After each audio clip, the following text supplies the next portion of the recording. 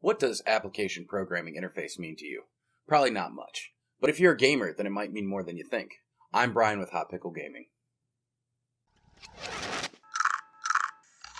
Ooh, hot pickle. Directx 12 is here. Well, kind of, for like one game. Directx 12, for those who don't know, is a software API from the people over at Microsoft. Basically, Directx 12 is software that translates the information to and from your graphics card and the software that you're running. One of the goals of an API is to reduce the driver overhead from your CPU as well as bring some new features to the table, such as multi-adapter graphical rendering and asynchronous shaders. Early synthetic tests using StarSwarm are showing significant boosts in performance for AMD and NVIDIA cards alike, with NVIDIA's GTX 980 showing a 40% increase in performance, and the AMD R9 290X showing a performance increase of around 35%. The current Ashes of the Singularity game benchmarks for DX12 show that AMD cards are getting a significant boost in performance, while NVIDIA folks are only seeing a minute amount of performance increase, if any at all. Ashes of the Singularity is the first game supporting DX12, and while this new API performance increase is humbling on the AMD side, seeing performance increase of around 75%, the Green Team's cards are not barely seeing any performance increase or in rare cases worse performance. Ironically though, that just seems to put the AMD cards on par with the NVIDIA cards now. As I mentioned, the real advantage to this new platform is on the CPU side of things. In head-to-head tests seen on Eurogamer.net between an i3 4130 and an i7 4790K with an AMD 390X, we see the i3 with DX12 stomp all over the i7 on DX11. Plus, the i3 average frame rates stayed well above the i7's max frame rates on DirectX 11.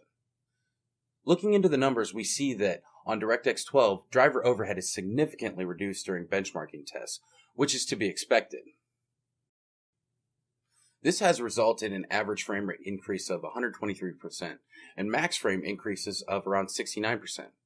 One of the more interesting things to point out is that when NVIDIA reduced the clock on an i7 5820 from 3.5 GHz to 2 GHz, we still see the DX12 performing right alongside of the other processor that was kept at 3.5 GHz using DirectX 11.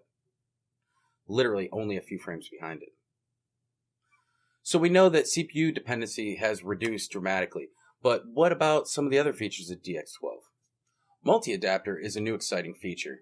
This allows your system to allocate tasks to available GPUs in your system, including the integrated graphics your CPU has built in. Asynchronous shaders is another DirectX 12 feature that AMD is embracing. It will act much like a highway with multiple lanes for commands to move, where there is always an open lane for any active process to merge into the main output, essentially allowing the GPU to process any available commands at the time. This reduces processing time, resulting in an overall increase in performance and frame rates. Asynchronous shaders have been shown to increase performance up to 46% in early tests. DirectX 12 is definitely a move in the right direction for Microsoft, especially with Xbox One being able to take advantage of this new API. This should also result in better graphics, better FPS, and all around a better experience for gamers and developers alike. So that's DirectX 12 in a nutshell. Let us know what you think in the comments section below. Are you excited for DirectX 12? We're going to be setting up our benchmark. We're going to be setting up our test bench here soon to, benchmark some AMD and NVIDIA cards against each other, see what DirectX 12 really has to offer. Stay tuned for that in a future video. If you'd like to subscribe, click there. Yeah, click there. Or if you'd like to say, nah, you can click there too.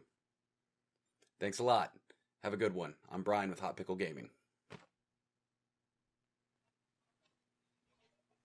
Too hot. Ooh, hot pickle.